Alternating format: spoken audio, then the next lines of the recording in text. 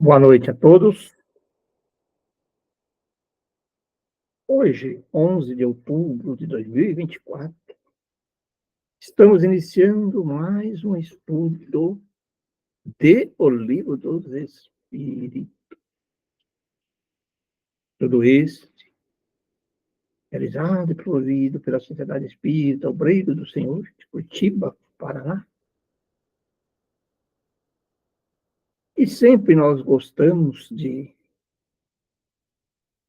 avisar no início, as pessoas que nos acompanham às vezes por YouTube, tá bem? Que esse estudo é transmitido ao vivo às sextas-feiras, às 19 horas. E aqueles que quiserem participar ao vivo, basta entrar lá no nosso site, www.obreirosdosenhor.org.br. Lá encontrarão todos os caminhos para fazer a inscrição e ter a oportunidade de receber o link para participar ao vivo conosco às sextas-feiras. E também lá no site encontrarão os estudos, uma playlist dos estudos anteriores, então, como também outros da Revista Espírita, e outros materiais para aquelas pessoas que gostem de estudar a filosofia espírita. Bom, estamos no estudo 28 do ano 2024, como eu disse, né? E neste estudo nós estamos na parte segunda, no capítulo 8º, e no capítulo 8º fala da emancipação da alma. Então, para as pessoas que talvez estão chegando hoje, nós já vimos já os planos de sonhos, de espírita, de pessoas vivas, transmissão oculta dos pensamentos, letargia, catalepsia, morte aparente, sonambulismo, extra, dupla vista, e hoje nós vamos entrar no resumo teórico, a última parte, né? Sonambulismo, da extra, dupla vista. Eu sempre peço aí, talvez, as pessoas novas que deixem o microfone desligado, é permitido comentar, mas aí assim ela acende a mão ou manifeste, mas que deixe o microfone desligado. Alguém está com a mão levada quer falar? Ô, José, por favor, dá uma olhadinha no teu microfone, tenta botar um pouquinho mais perto da boca, que está meio baixo a voz hoje.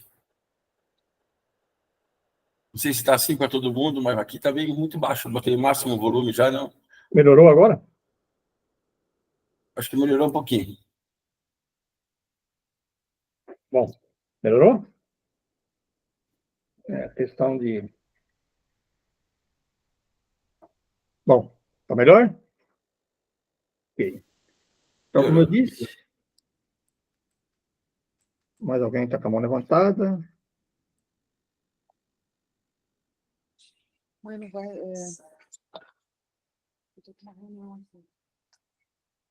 Só peço que desligue o microfone, que a gente estiver falando, né? Por favor. Deixe o telefone desligado. Bom, vamos lá, então. Resumo teórico do sonambulismo, do êxtase e da dupla vista. Questão 457. Aqui o Kardec faz um resumo, né, de tudo aquilo que nós estamos falando lá, e eu acho bem bacana aqui, porque aqui vai dar para a gente compreender claramente sobre esse tema, né? Então ele começa assim. Os fenômenos do sonambulismo natural se produzem espontaneamente e independem de qualquer causa exterior conhecida. Fazendo anteriormente ali, né? Em certas pessoas dotadas de especial organização, porém, podem ser provocados artificialmente pela ação do agente magnético. O estado que se designa pelo nome de sonambulismo magnético apenas difere do sonambulismo natural, em que um é provocado, enquanto o outro é espontâneo. Aqui já nesse primeiro parágrafo, a gente percebe claramente aqui, e no próprio, na introdução do Livro dos Espíritos, ele coloca, né? E Canuto Abreu também, na biografia, fala bastante sobre isso, o conhecimento que o Kardec tinha do magnetismo, né? Então, ele participava e cuidava como magnetismo há 35 anos, ele coloca. E também Canuto Abreu fala que ele também participava das sessões de sonambulismo. Então, ele era ali com o Barão de Potê, tudo, ele conhecia tudo isso. Então, ele está falando daquilo que realmente não é que ele estudou, aquilo que ele experienciou, né? Então, para ele era normal. Bom, então vamos dando continuidade, né? E aí ele vai diferenciando aqui uma questão da outra. O sonambulismo natural constitui fato notório que ninguém mais se lembra de pôr em dúvida, não obstante o aspecto maravilhoso dos fenômenos a que dá lugar. Por que seria, então, mais extraordinário ou irracional o sonambulismo magnético? A pergunta que ele está falando. Apenas por produzir-se artificialmente, como tantas outras coisas? Aquilo que eu comentei antes, né? Isso demonstra como que ele conhecia isso, né? Como que ele estudava isso. Os charlatões o exploram, dizem. Razão a mais para que não lhes seja deixada as mãos. Quando a ciência se houver apropriado dele, muito menos crédito terão os charlatões junto às massas populares. Isso é uma verdade, né, gente? Então, assim, infelizmente, o movimento espírita no Brasil, algumas federativas, criaram tanto empecilhos ligados à questão do magnetismo e do sonambulismo, da emancipação da alma, e as pessoas não estudaram. E aqui deixa bem claro isso. Se existem questões aí que podem ser utilizadas por charlatões ou por pessoas que fazem mau uso disso, então nada mais como a gente estudar isso e dominar isso para desmascarar tudo isso, diferenciar o que é realmente certo e o que é errado, né? Olha o que ele coloca aqui.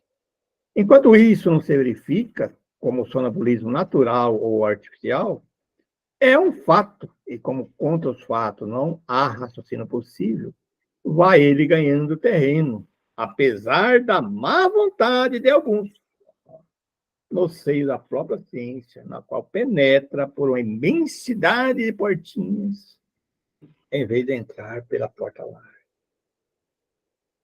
Quando lá estiver, totalmente terão que aceitá-la sem contestação. Infelizmente, ainda hoje, tentam, sim, assim, de não permitir, né, que entre pela porta larga, que nós temos que entrar, porque não que ele está dizendo, pelas portinhas de lado, porque isso não faz parte, né? Criam-se teorias e teorias. Eu gosto de frisar isso, porque é uma realidade, né, gente? E olha o que o Kardec coloca. Para o espiritismo, o sonambulismo é mais do que um fenômeno psicológico.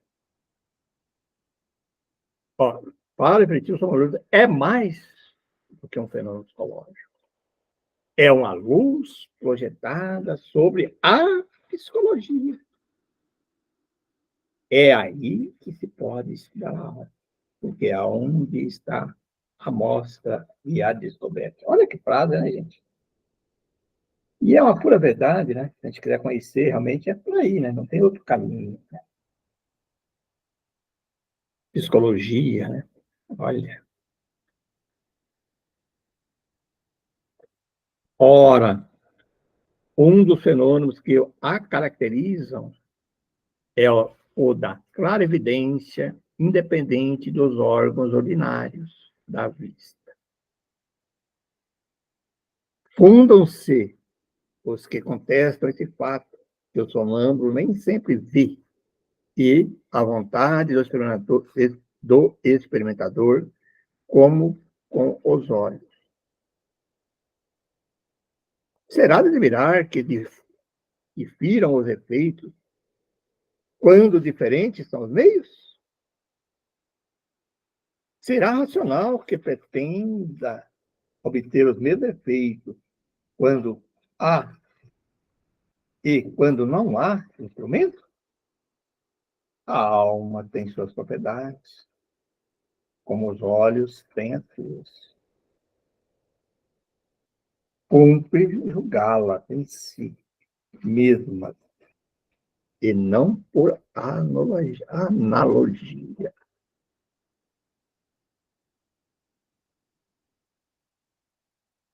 De uma causa única se originam a clara evidência do sonâmbulo magnético e do sonâmbulo natural.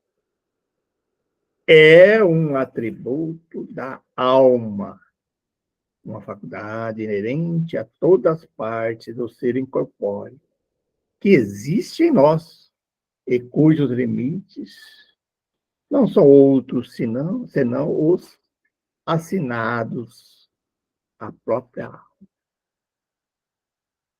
O sonâmbulo vê em todos os lugares em que sua alma possa transportar-se, qualquer que seja a longitude.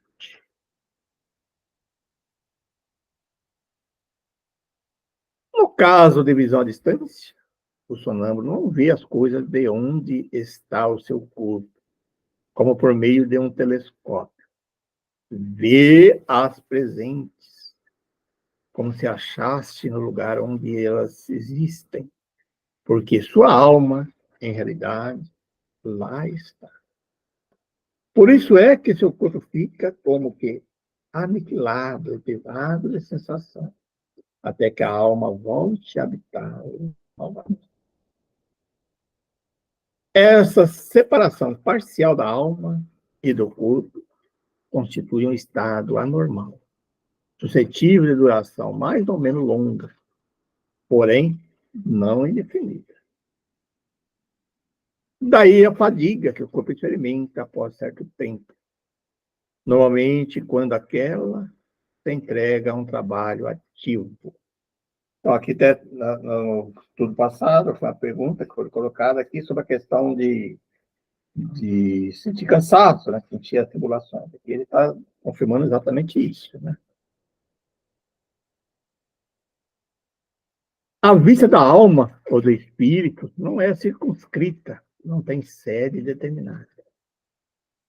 Eis porque os sonâmbulos não lhe podem marcar órgão especial.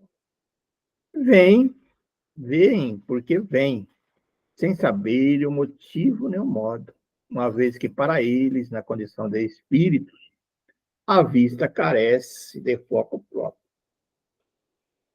Se reportam ao corpo, esse foco lhe parece estar no centro, em que maior é a atividade vital, principalmente no cérebro, na região do epigastre, ou no órgão que considera o ponto de ligação mais forte entre o espírito e o corpo.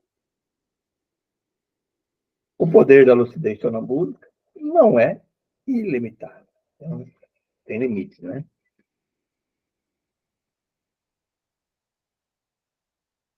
O espírito, mesmo que quando completamente livre, tem restringido seus conhecimentos e faculdades, conforme o grau de perfeição que haja alcançado. Ainda mais restringido os tem quando ligar a matéria a cuja influência está sujeito. É o que motiva não ser universal nem infalível a clara evidência sonambúlica. E tanto menos você pode contar com a sua infabilidade, quanto mais desviada seja o visado pela natureza e transformada em objeto de curiosidade e de experimentação. Aqui já é um ponto bem interessante mesmo, né? Porque o que ele está colocando? O objetivo que você está fazendo, né? Se for magnético, né? O natural ele acontece naturalmente, né? Mas aqui é mais quando você está utilizando do magnetismo para o estado sonambúlico, que a gente coloca ali no início, né? E no estudo passado não ficou bem claro isso. Aí, o fim para que você está usando, né? Que muitas vezes as pessoas às vezes procuram, né? Chegam até nas casas espíritas, chegam em outro lugar, queria saber quem eu fui. Todas essas curiosidades, saber quem Olha aí, objeto de curiosidade. E de experimentar, vamos experimentar e tal. Então, o objetivo é sério, quando você está dentro daquela vida com um fim sério, de ajudar a pessoa a superar suas, seus conflitos, né? Ele coloca lá no NIF, então, as questões ligadas à parte psicológica, né? Então, se ele está ali com pessoas sérias, objetivo sério, é perfeito, né? Cuidado com experiências, né? De vida, simplesmente curiosidade, né? Pode falar. Então, Pereira, é interessante isso, colocar na prática, né, essa questão do sonambulismo, porque tem bastante teoria sobre isso, né, principalmente na época que Kardec trabalhava bastante, né, com essa questão do sonambulismo e fazia experimentações dele, né. Talvez seja colocar aqui, interessante colocar como ele trabalhava, um pouquinho só, né, a experiência dele, como ele trabalhava na época com o sonambulismo, qual era o objetivo dele, assim, rapidinho, para as pessoas que não conhecem, essa experiência que ele tinha na época, né, e as pesquisas que ele fazia, e um ponto. E outro ponto que eu acho interessante, que isso que você comentou agora, que é quando se faz essas experiências com as pessoas que conseguem fazer, né, essa emancipação, e se faz sem muita seriedade, e que é extremamente perigoso, né? Então, por exemplo, existem profissionais que fazem regressão, por exemplo, trabalhando com isso, e se a pessoa também não estiver preparada para isso, vamos supor, tenha mediunidade, né, e eu digo assim, nem sabe o que é isso, não tem experiência, e o mal que até isso pode fazer, ao invés de ser uma coisa positiva, pode até prejudicar, né, a pessoa. Abrindo esses comentários, Pereira, para você fazer aí. Então, o Kardec, ele começou a estudar, a despertar para o interesse para ao espiritismo, né? Através do magnetismo e do sonambulismo. Tanto isso é verdade que você pega assim, que ele era magnetizador, ele conhecia todo o fenômeno. Quando existia o fenômeno das mesas girantes, né? Aí já entra a casa da mediunidade, mas também tinha questões ligadas aí ao sonambulismo. Aí as pessoas falavam para ele, lá tem uma pessoa que faz a mesa virar, girar, para lá, não sei o quê, fazer isso. Ele falou, não, isso aí o magnetismo pode responder, né? Ele conhecia essa força magnética nesse fenômeno, então ele sabia, ele observava. E naquela época de Kardec, você fala, a gente começando em Barão de Hipoteca, magnetizadores clássicos, o magnetismo ele era utilizado, que daí aí não tinha aquele contato com os espíritos, mas era da alma, né, por isso fala assim, da emancipação da alma, eles eram utilizados quando eles precisavam da paz, as pessoas concentradas, e aí eles percebiam que algumas dessas pessoas começavam a comentar que estava vendo o próprio corpo delas. Então, ele observava o corpo, e aqui, por exemplo, ele vai entrar um pouquinho nesse ponto. Então, ele era usado mais especificamente para curas. Né? Então, quando ele dava o passe, né, ele começava a fazer passe, ele concentrado, na época não existia ainda o espiritismo, né, antes, e aí a pessoa começava a dizer que estava vendo o corpo, aí via lá os órgãos, via a doença, né? E às vezes falava, comentava, né? Falava, faz isso, faz aquilo. Então ela começou por aí, era usado especificamente mais para questões da cura. E aí, quando o Kardec lá, observando esses fenômenos que eu comentei, das mesas girantes, tudo, alguém disse para ele assim, não, mas a mesa responde pergunta. Aí, opa, peraí. Aí tem algo a mais, porque enquanto o movimento da mesa, levantar a mesa, ele sabia, ele vivenciava isso era normal. Mas quando responder perguntas, opa, para uma questão inteligente tem que ter outra inteligência por trás. E foi aí que ele começou a se aprofundar no estudo, que foi para colocar toda essa obra, que daí ele viu que eu fazia a pergunta, respondia os espíritos. Está lá na introdução do livro dos espíritos, aqui que nós estudamos, né? E daí ele começou a montar todo esse processo, porque eram respostas difíceis, mas o espírito foi colocando para ele, né? Intitulava que era espírito, e aí começou a iniciar tudo esse estudo. Mais para frente aqui um pouquinho, ele vai entrar mais em detalhes, e hoje, por exemplo, a Ana comentou aqui nós vamos colocar também aqui das seriedade, né? Que é feito isso. Então, hoje existe muitas pessoas, nós colocamos aí já o Adilson Mota, que eu até coloquei os vídeos lá, que estuda bastante a questão do sonambulismo, visando a cura também. E tem vários outros autores, a gente estuda, quando tem o nosso curso de magnetismo, a gente estuda bastante. Tem a história, tem o Barão de Rorschach, que fazia experiência de sonambulismo, e, e vários outros, né? Mas nós hoje utilizamos, em alguma sessão que eu já expliquei para vocês, que é uma. O Barão de Rorschach coloca bem claro na parte inicial, porque ele aqui vai colocar que existem vários graus de emancipação, vamos dizer assim, né? Até o sonambulismo mais profundo e até o êxtase, que é mais profundo, que vamos colocar aqui também. Mas a emancipação inicial, onde que a alma, a pessoa, quando ela está de espírito, ela é mais influenciável.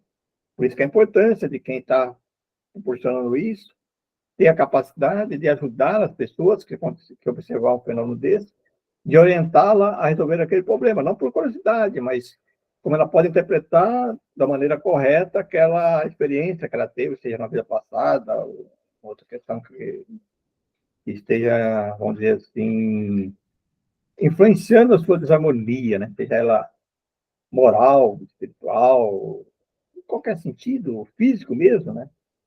É bem interessante. Indo para frente um pouquinho aqui, ele vai entrando mais aqui, e aí nós vamos conversando um pouquinho mais, quer ver? No estado de desprendimento em que fica colocado o espírito, ó, do sonâmbulo, entra em comunicação mais fácil com os outros espíritos, encarnados ou não encarnados. Comunicação que se estabelece pelo contato dos fluidos que compõem o perispírito e serve de transmissão do pensamento como fio elétrico. O sonâmbulo não precisa, portanto, que se lhes exprimam os pensamentos por meio de palavras articuladas. Ele os sente e adivinha. É o que torna imediatamente impressionável e sujeito às influências da atmosfera moral que envolve. Aqui ele vai colocar um ponto bem interessante também, o grupo de pessoas. Então, às vezes nós já tentamos, às vezes, no nosso estudo, em até algumas das nossas práticas, aí, quando eu estava fazendo estudo, um grupo de pessoas, fazer uma pessoa entrar em estado de sonambúrico. Aqui ele já começa a colocar um pouquinho disso, porque ele está naquele estado de sonambúrico, ele está muito impressionável, né? Então, o ambiente interfere muito, porque ele vai colocar mais para frente aqui. Ó. Essa também é a razão, porque a assistência muito numerosa e a presença de curiosos mais ou menos malevolentes lhe prejudicam de modo essencial o desenvolvimento das faculdades que, assim por dizer, se contraem. Só se desdobram em total liberdade, no meio íntimo ou simpático. A presença de pessoas mal intencionadas ou antipáticas lhe produz efeito idêntico ao do contato da mão na sensitiva. Olha aí que ele está falando, né? Então, é isso. Muitas vezes fala, por que você não consegue fazer uma experiência em público? Quando eu estava estudando magnetismo, mesmo na época que a Ana estava estudando magnetismo com a gente, nós experimentamos fazer algumas vezes assim, mas aqui dá uma resposta para isso. Né? Por que às vezes você não consegue o resultado?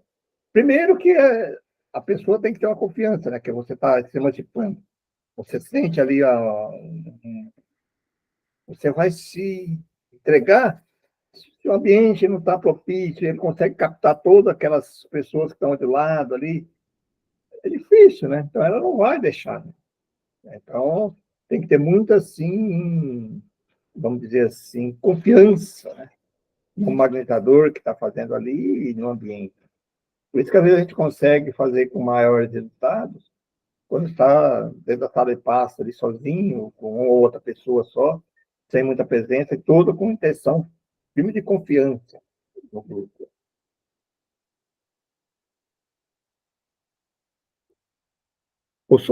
O sonâmbulo vê ao mesmo tempo seu próprio espírito e seu corpo, aos quais constitui, para assim dizer, os seres que representam a dupla existência corpórea e espiritual.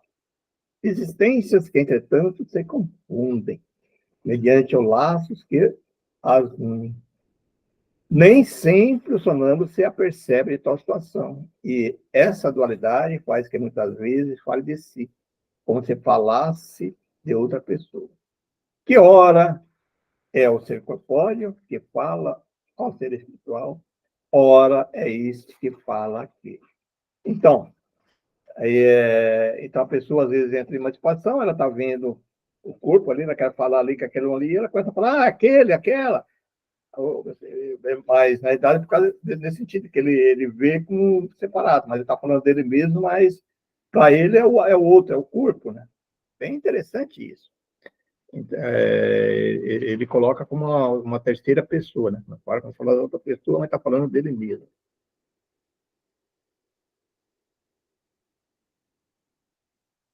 Em cada uma de suas existências corporais, o espírito adquire um acréscimo de conhecimento e de experiência.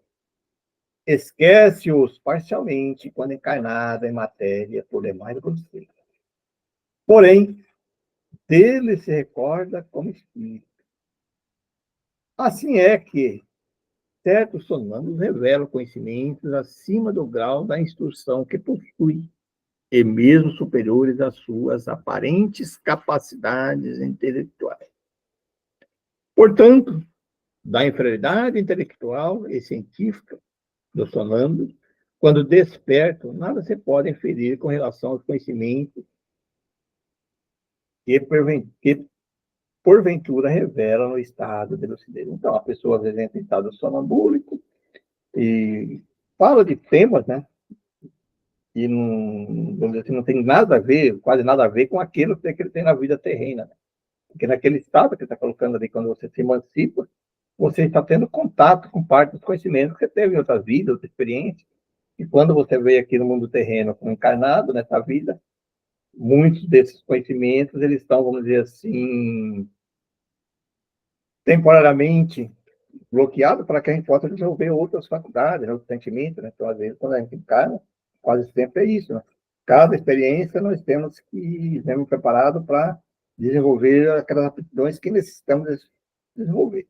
Por exemplo, a pessoa pode ter sido médico em outras vidas, e nessa vida aqui agora ele veio para trabalhar com, vamos dizer, trabalhar com a asa humana, nessa aqui agora ele quer ver com a parte de engenharia. Ele tem aquele conhecimento lá, mas nessa vida aqui agora ele está bloqueado. Então, se ele se emancipa, ele pode ter contato com aquelas outras capacidades, aqueles conhecimentos que ele tinha lá e falar sobre aquele tema. E alguém que está vendo aqui fala, pô, mas você não tem nada a ver com essa pessoa agora, olha, ele é ligado aí às exatas aí, como é que ele está falando dessas coisas? E eu vice-versa. É bem interessante ter isso sempre em mente também.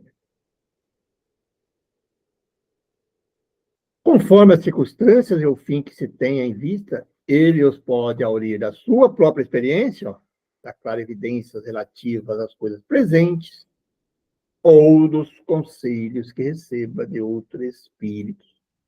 Podendo o seu próprio espírito ser mais ou menos adiantado, possível lhes é dizer coisas mais ou menos certas. Então, é isso que eu estava comentando, né? Sobre essa questão do outros espíritos, é aquilo que já comentamos em outros anteriores, do receitista, né? Então, um sonâmbulo que faz receitista e o espírito ele não conhece. Às vezes ele está vendo lá o corpo físico do encarnado ali que ele precisa tratar e o outro espírito está dando a receita ali, né? Normalmente é fazer de homeopatia, né? E tal, ela faz isso. Ou, no caso do magnetismo, técnicas que possam ser utilizadas, conselhos, né? Então, mas não é ele, é o outro espírito que está passando para ele. Né? Ele está sentindo, percebendo, está mostrando ali, mas aí o espírito fala para ele, olha, fazer isso, fazer aquilo, tal. No magnetismo, eles usavam no começo, e até hoje alguns usam ainda, nas questões de técnicas, né? Olha, faz dispersivo mais aqui, faz aquilo, faz... Algumas técnicas, elas foram de alguns procedimentos mais complexos, de algumas doenças, às vezes são passadas por sonâmbulos que percebam e o espírito indica. E aí nós temos que ter sempre em mente a razão assim, o conhecimento para saber se aquilo faz sentido ou não. Né? Nós não vamos aceitar tudo, que nem ele colocou antes ali já. Né? Então, quando vem esses conselhos, nós temos que passar pelo crivo da razão aí, da análise, para perceber se aquilo faz sentido ou não. Né? Também para a gente saber se a gente pode usar ou não. Se fazer sentido, tudo bem, se não, deixamos. Né? Abre-nos desta maneira o livro do nosso destino. Quando o sonâmbulo descreve o que passa à distância, é evidente que vê, mas não com os olhos do corpo. Vê-se a si mesmo e se sente transportado no lugar onde vê o que descreve. Lá se acha, pois, alguma coisa dele. E, não podendo essa alguma coisa ser o seu corpo, necessariamente é a alma ou espírito. Quando o homem se perde nas sutilezas de uma metafísica abstratas e ininteligível, em busca das causas da nossa existência moral, Deus cotidianamente nos põe sob os olhos e ao alcance da mão os mais simples e patentes meios de estudarmos a psicologia social. Olha que coisa linda, né, gente? Eu acho muito bonito, eu acompanho até hoje, muitas das situações assim, eu fico, às vezes eu emociono de saber, né? Eu acho que as pessoas que têm essa capacidade é uma coisa bacana, uma coisa bonita, né? Tem que ser estudada, tem que ser utilizada, né? Porque a psicologia hoje, infelizmente, na academia científica, aí, ele se perde por causa de tirar fora as questões, até a parte da alma aqui ele aceita, mas as pluralidades da existência, né? Olha que coisa. Se você tirar isso fora, você perde muito. E aí a emancipação da alma nos proporciona isso, né? Conhecer a pessoa, às vezes, eu comentei sobre esse caso, de chegar lá e voltar lá na vida, quando ela era criança, ou em outra vida, um trauma, e você conseguir ajudá-la, ela a reinterpretar aquele fato, né? A compreender que aquilo foi naquela vida, que aquilo já pertenceu aquele corpo, aquela experiência, e hoje já é outra. Olha que coisa bacana, é tudo ligado à questão da psicologia, né? Muito bonito isso. O êxtase é o estado em que a independência da alma com relação ao corpo se manifesta de modo mais sensível e se torna, de certa forma, palpável. Nós comentamos, estudamos no passado, do êxtase, né? E aonde que se vai, né? É uma coisa muito mais profunda, né? Uma emancipação quase completa. Então, no sonho e no sonambulismo, o espírito anda em giro pelo mundo terrestre. Né? Sonho e no sonambulismo. No êxtase, penetra em um mundo desconhecido. Há dos espíritos etéreos, com os quais entra em comunicação, sem que, todavia, lhe seja lícito ultrapassar certos limites. Porque se os transpusesse totalmente, se partiriam os laços que prendem os corpos. Comentamos sobre essa questão, né, do êxtase, então é uma coisa assim, muito profunda. Né? Cerca o, então, resplendente e desusado fulgor. Inebriam-no harmonias que na terra se desconhecem. Indefinível bem-estar. Goza antecipadamente da virtude celeste. E bem pode-se dizer que pousa um pé no limiar da eternidade.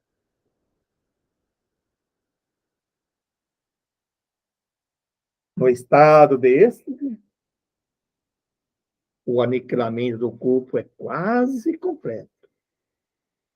Fica-lhe somente, pode-se dizer, a vida útil. Sente-se que a alma se lhe acha presa unicamente por um fio, que mais um pequeno esforço quebraria, sem remissão. Nesse estado, desaparecem todos os pensamentos terrestres, cedendo lugar ao sentimento apurado que constitui a essência mesma do nosso ser imaterial. Inteiramente entregue a tão sublime contemplação, o estático encara a vida apenas como uma paragem momentânea.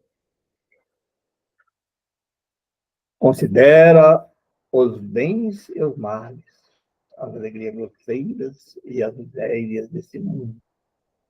Quais incidentes fúteis da viagem, cujo termo tem a dita de avistar.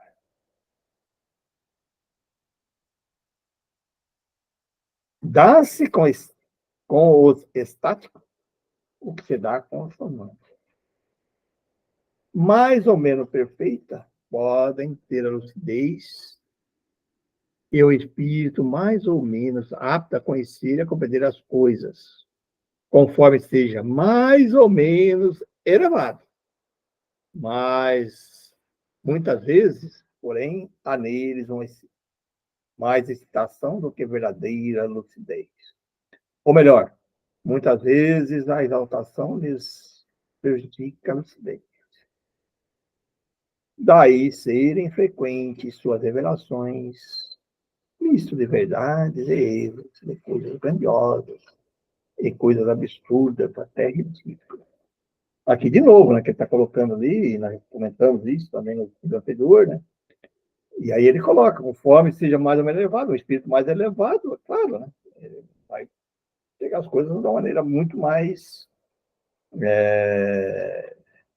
digamos assim, puras e perfeitas. Mas aí espíritos mais terrenos, né? Que ela entra numa excitação, né? Então, naquela excitação, a exaltação ele prejudica a lucidez, né? Aí ele começa a ver da maneira dele, né? Aí ele coloca que aí as revelações em um misto de verdade e erro. E coisas grandiosas e coisas absurdas, até ridículas. Né? Que daí ele começa a colocar a maneira dele, né? Ele entra naquele estado lá e ele começa a colocar. Isso nós comentamos também, né? Então, esse também é um dos cuidados que tem que ter. Com quem você está usando, né? Quem está fazendo. Em estado de emancipação, né? Olha o que ele coloca aqui. Dessa exaltação, que é sempre uma causa de fraqueza, quando o indivíduo não sabe reprimir.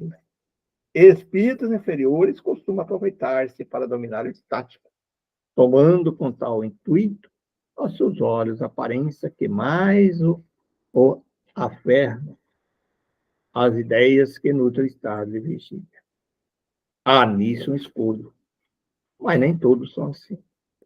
Cabe-nos tudo julgar friamente, apesar das revelações da balança da razão. Então, além disso, dele começar a querer colocar as ideias dele, de acordo com o sentimento materialista dele, aí também aquilo que nós comentamos já, alguns espíritos aproveitam daquilo e colocam tudo ali, né? Para estar falando. Somente espíritos têm que colocar suas filosofias, suas ideias. Né?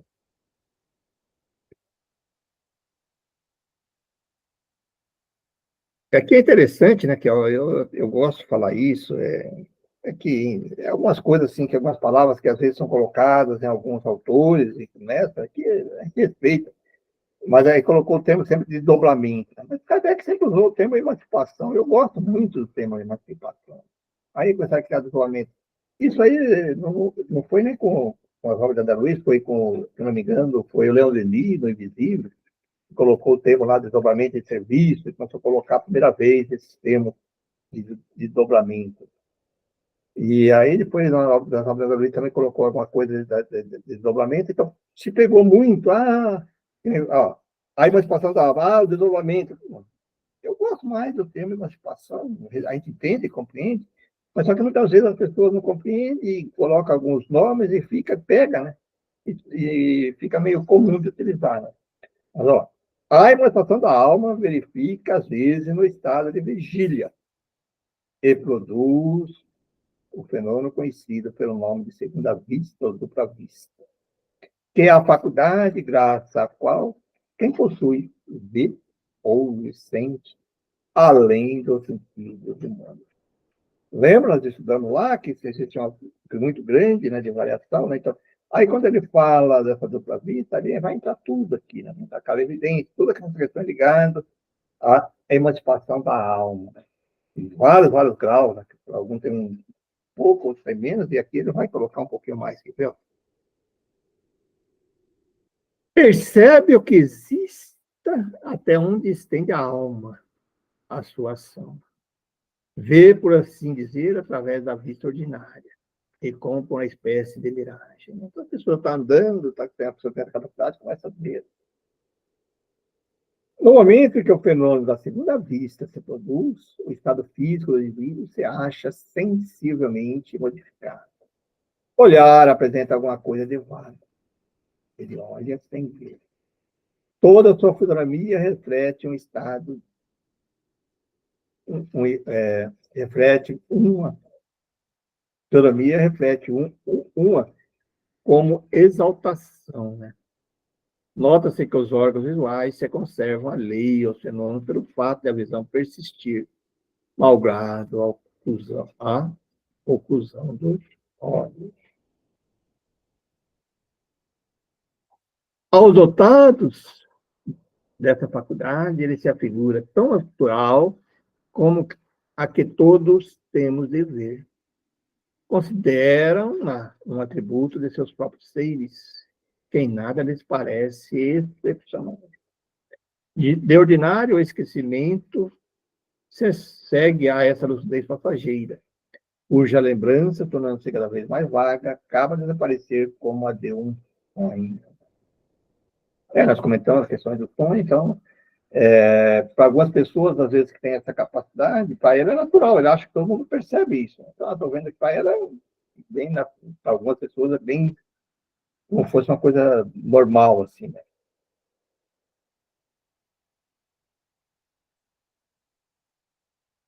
E aqui é importante esse tempo também. O poder da vista dupla varia, indo desde a sensação confusa até a percepção clara e nítida das coisas presentes ou ausentes. Olha bem aqui, ó. O poder da vista dupla varia, indo desde sensações confusas, para pessoas que estão andando assim, sente assim, uma percepção, alguma coisa assim que é meio confusa, e até aquelas que têm realmente aquela capacidade de coisas presentes e ausentes, né? Bem mais profundo. Quando rudimentar, confere a certas pessoas o tato, a perspicácia, uma certa segurança nos atos que se pode dar o qualificativo de precisão de golpe de vista moral. Um pouco desenvolvida, desperta os sentimentos. Mais ou menos desenvolvida, mostra os acontecimentos que deram ou estão para dar-se. Então, existe aí, bem grande, né? E eu acredito que todos nós temos um pouco disso.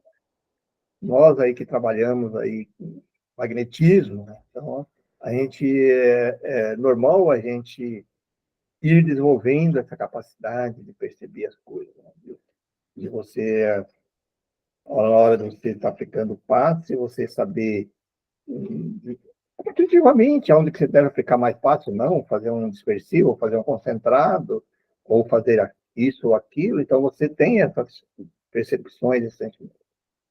E a gente vai desenvolvendo essa capacidade.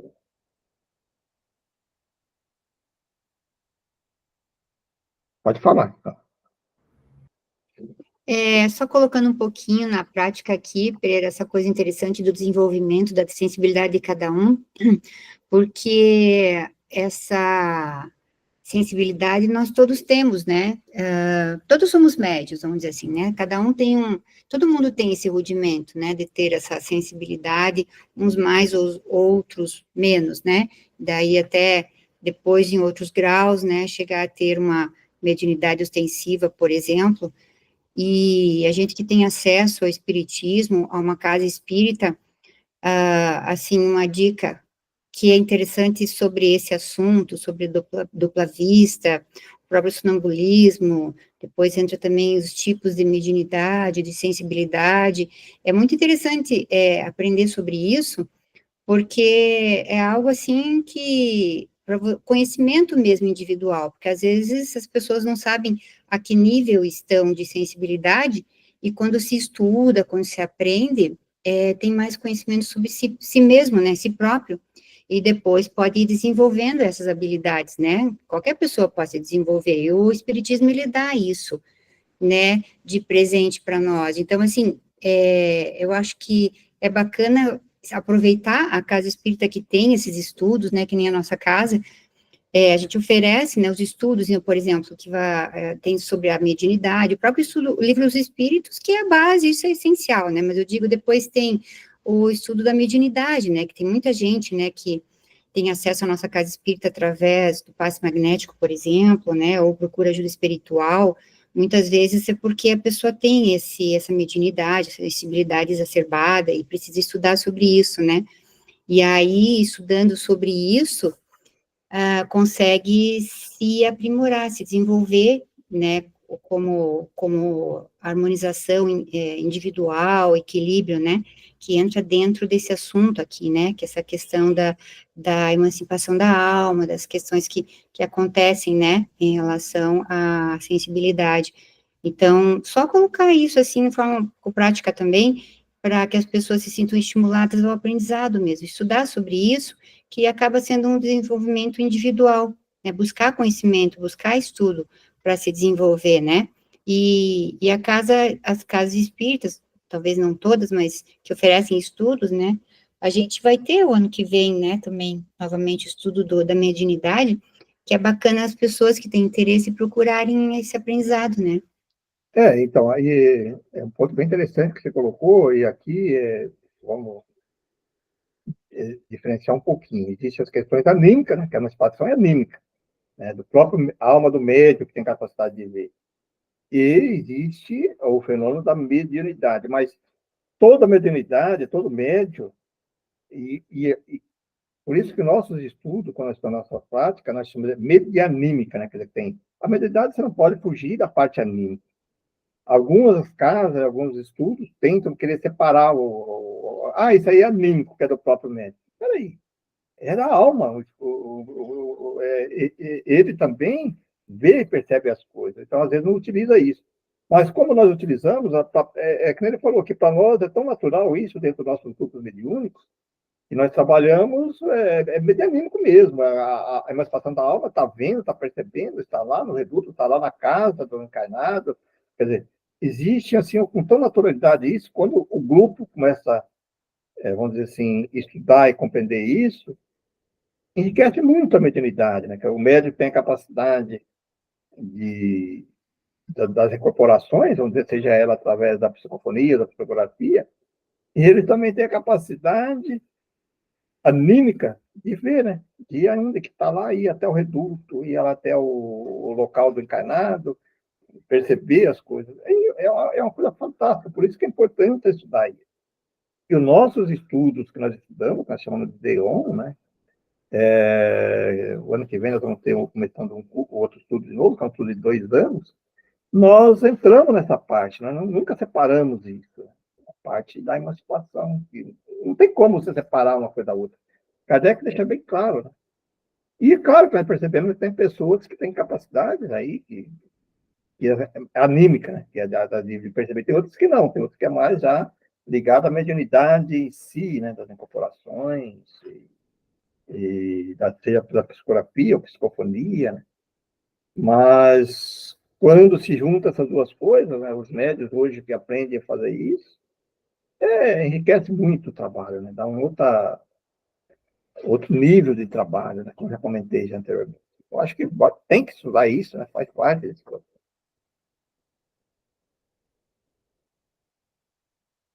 O sonambulismo natural e artificial, o êxtase e a dupla vista. Olha que está colocando, ó, o sonambulismo natural, artificial. O artificial que ele está colocando aqui é a questão ligada ao magnetismo, né? O êxtase e a dupla vista são efeitos vários ou de modalidades diversas de uma mesma causa, uma situação da alma. Esses fenômenos, como os sonhos, estão na ordem da natureza. Tal razão porque não hão existido, tal a razão porque hão existido em todos os tempos. A história mostra que foram sempre conhecidos e até explorados desde a mais remota antiguidade. E neles se nos depara a explicação da imensidade de fato que os preconceitos fizeram positidos por sobrenatural. Bom, gente, era isso que eu tinha preparado, e porque isso aqui nós encerramos agora esse capítulo, né? Semana que vem nós vamos entrar no outro capítulo, no capítulo 9, né? E então estamos aí liberados aí para os comentários aí, pelas considerações. Se quiser comentar.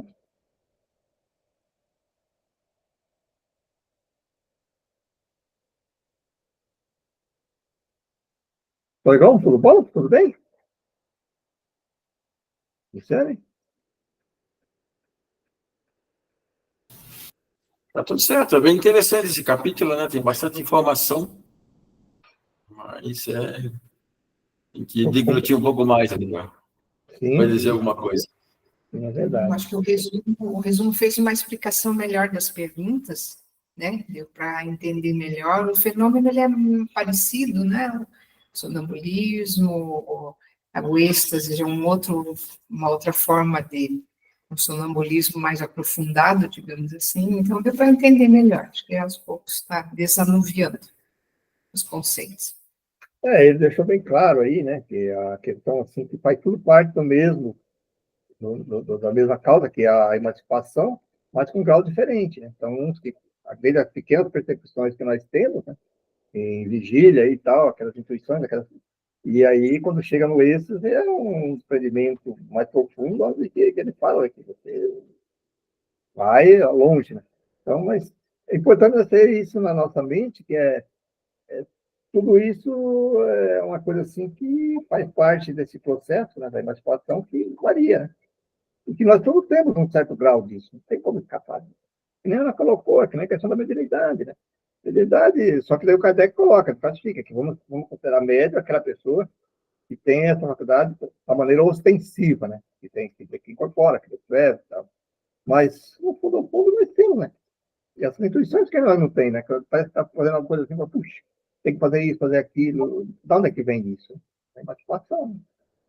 Eu acho assim, né, que a gente comenta sobre essa variedade, né, que tem da emancipação da alma, inclusive porque são efeitos anímicos, outros são efeitos medianímicos, então é complexo, né, não é assim muito simples de se entender, por isso que eu comento a questão do estudo, né, então essa parte eu entendo como um pouquinho mais complexa para o entendimento, né, da pessoa que está, por exemplo, iniciando no espiritismo, né, então tem algumas partes do Livro dos Espíritos que são mais tranquilos para entender, outros um pouquinho mais complexos, por isso que é interessante se sentir estimulado ao estudo, né?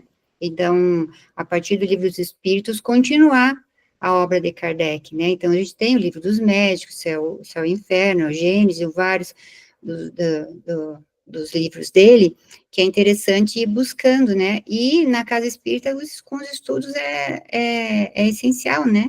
Para se aprofundar e entender melhor, porque isso tudo vai nos ajudar ao nosso equilíbrio pessoal, né? Nossa harmonia pessoal, o conhecimento sempre agrega, né? Então, o que ela colocou é importante, assim, porque, às vezes, para nós, quando eu estou comentando esse assunto aqui, que nós que e vivenciamos isso na prática, conhecemos, fica até mais tranquilo para a gente falar e colocar. Mas para uma pessoa, às vezes, que ela talvez estudou numa instituição que não, ou mesmo que no grupo de que não adota isso, fica complicado, né? Entender isso. Mas aquele que já, eu falo de experiência própria, a Ana também, com certeza, de você presenciar esse fenômeno dentro do grupo mediúnico ou dentro do magnetismo, das experiências que a gente tem. Então, é uma coisa assim, para nós, é uma coisa assim muito fácil de entender. Mas é verdade, se a pessoa que nunca e foi colocada para ela que isso não se aplica, que não se usa, ela lê esse texto aqui e não vai entender nada, vai ficar uma coisa meio confusa, né? Puxa, o que ele está falando isso?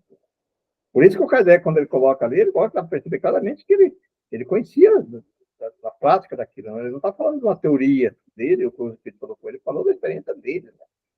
Então, a gente percebe claramente. E aí a importância de se formarem grupos, né, de estudar, nós começamos assim, nós começamos a estudar magnetismo, juntamos um grupo de pessoas, estamos estando aí já 15, 20 anos estudando magnetismo, e aí a gente vai presenciando essas questões, mas tem que começar, né? Se não começar com um objetivo sério, e aí você vai, que nem ele fala ali, a maneira de conhecer a alma é através disso, não tem outro jeito. E só complementando aí, Pereira, só que você está falando sobre isso, né? É claro, a gente adquire essa questão de equilíbrio pessoal, né, em função do estudo, mas o que eu acho mais bacana de tudo é que, a partir disso, o auxílio é o próximo, né? Então, a gente pode perceber, como o Pereira falou, né, esse estudo aprofundado, dedicação da gente, né, de estudo, e depois entra nos trabalhos, propriamente ditos, né, de grupo mediúnico mesmo, passe magnético, aí é a coisa mais gratificante que pode existir, que é o auxílio que a gente consegue dar às pessoas, né, em todos os sentidos, e aí, claro, né, com a prática cada vez mais. Então, a doutrina é linda em função disso, né, quanto mais você estuda, mais pratica, mais em equilíbrio e mais auxílio você consegue dar às pessoas à volta, né, que você consegue fazer isso, eu acho que é maravilhoso, né? Você colocou aí, para mim também, eu me emociono às vezes. Às vezes, quando a gente atende as pessoas, você percebe que a pessoa melhora, né? E aí, aquilo que ele coloca antes lá, qual é o objetivo? Quando você está fazendo, talvez, alguma experimentação ali com a pessoa, não estou fazendo por curiosidade, não, para saber o que. Não, a gente está fazendo com o objetivo de ajudar a pessoa. E olha, como que vai ajudar uma pessoa? Por exemplo, dentro do grupo mediúnico, nós estamos falando do grupo de obsessão. Como você não vai ajudar se não tiver essa capacidade de perceber as intuições, às vezes os conselhos que vêm, né? Que entra nessa questão aí da emancipação, aí falando, olha, fala isso, fala aquilo. E aí quando você percebe que aquelas coisas tem tudo a ver com a pessoa que você não conhece, né? Que às vezes a gente lê o nome, normalmente quem está lendo o nome sabe a história da pessoa e os médicos que estão ali não conhecem nada. Aí quando você vê, você começa a analisar aqui, conversa com a pessoa lá que atendeu a pessoa no diálogo paterno, as coisas batem tudinho aquilo que foi falado, né? Puxa, mas tudo a ver, né? Então, o objetivo tem que ser esse mesmo, a caridade, né? Para que nós estamos estudando? Também não adianta só estudar e ser expert. Eu vejo algumas pessoas, às vezes, que têm teoria muito bonita, conhece tudo sobre isso. Mas se pergunta, mas você deu passe em alguém? Você pratica no grupo? Eu vejo pessoas falando, às vezes, de mediunidade, escrevendo livros de mediunidade. Aí você pergunta assim, mas quantos grupos você trabalha? Não, eu trabalho num grupo, assim, não nem trabalho no grupo. Como que você vai falar, né? Como que você vai escrever, debater uma coisa que você não conhece na prática? Por isso que eu gosto até do Emílio Miranda, que é o saudoso, quando ele escreve no livro de Água das Sombras, outro lá, ele fala da experiência dele, né? Da prática dele. Nada para você falar aquilo que você vivencia, né? Você vê. Você chega no grupo mediúnico, que nós estamos falando agora, aí você chega dentro do grupo mediúnico, você consegue vivenciar essa parte teórica com a prática. Isso acontece muito com as pessoas que fazem o curso, né? Deon lá na Unidade. Então, nós estudamos, as pessoas falam, por que estudar tanto? Aí, de repente, quando senta na mesa, aí ela começa a ver aquelas coisas, ela começa a lembrar, né? Ela está vendo quando foi falado lá na teoria, né? Você consegue fazer a teoria na prática, vivenciar a prática. É muito bonito, é muito rico. Enriquece muita gente, eu acho que é isso que tem que ser. Tem que estudar muito, muito, e praticar e usar isso. Colocou, é perfeito, mas tem que usar isso para ajudar outras pessoas. Se for só para conhecer conhecimento, para ser expert em sonambulismo, ter mediunidade, e não utilizar dentro do grupo de uno, não utilizar lá no magnetismo, para utilizar quando a pessoa chega dentro da casa espírita, chega na tua frente, você não sabe o que fazer com ela, você não sabe, né? Tá, pô, então para que você está estudando? Não, só fica só estudo, só estudo, só estudo. Muito bem. Mais algum comentário?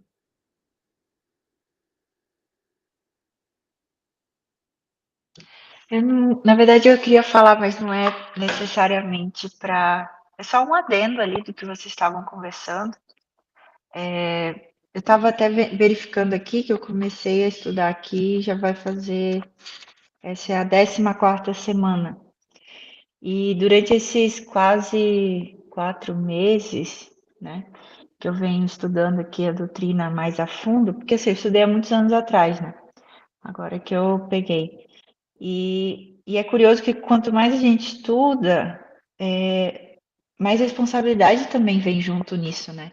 Então, não só nessa responsabilidade que eu digo assim, às vezes até no bom sentido, você também chama para ajudar mesmo, né? Você, putz, aprendi aquele conhecimento, eu estou numa situação aqui, eu posso estar auxiliando. E quando a gente tem um conhecimento, a gente consegue lidar melhor com as situações do dia a dia. Você não fica tão confuso, você meio que sabe o que tem que fazer. Fica muito mais evidente isso, sabe? Pelo menos essa sensação que eu venho tendo em algumas circunstâncias do dia a dia mesmo, sabe?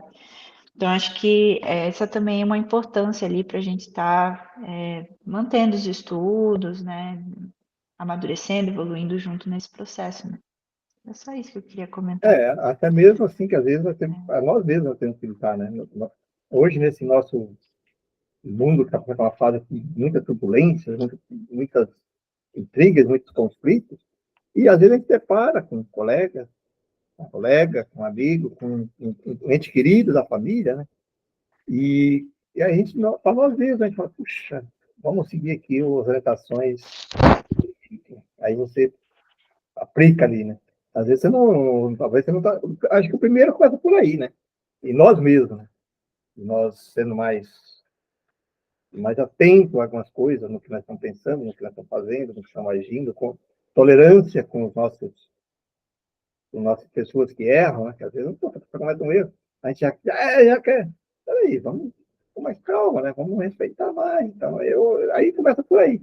E aí vamos fazendo isso para nós, para o próximo mais próximo, e aí depois a gente vai trabalhando dentro do espírito, de uma ONG, de uma parte de caridade, sei lá onde for, você pode aplicar isso.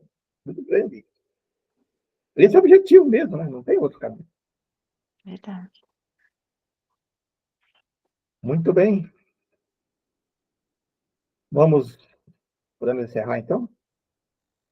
Tá bom, então falta a prece. Você que já estava no finalzinho aí. Pode ser, pode ser. Então vamos elevar nossos pensamentos, agradecer por mais um dia de estudo. Quero pedir por aqueles que também não puderam comparecer, que continue iluminando nossos caminhos, nossos pensamentos, auxiliando na compreensão dos estudos, para que cada dia mais a gente tenha mais sapiência para lidar com as circunstâncias do dia a dia, dos problemas, das situações, que a gente possa estar sendo o caminho, energia boa que vem para auxiliar e ajudar a todos aqueles que estão em nossa vida, que Deus coloca como prova para lidar com as situações para o nosso crescimento. Obrigada, Senhor, por mais uma semana. Abençoe nossa próxima semana, que todos tenhamos mais sabedoria e gratidão por tudo. Obrigada, Senhor, que assim seja.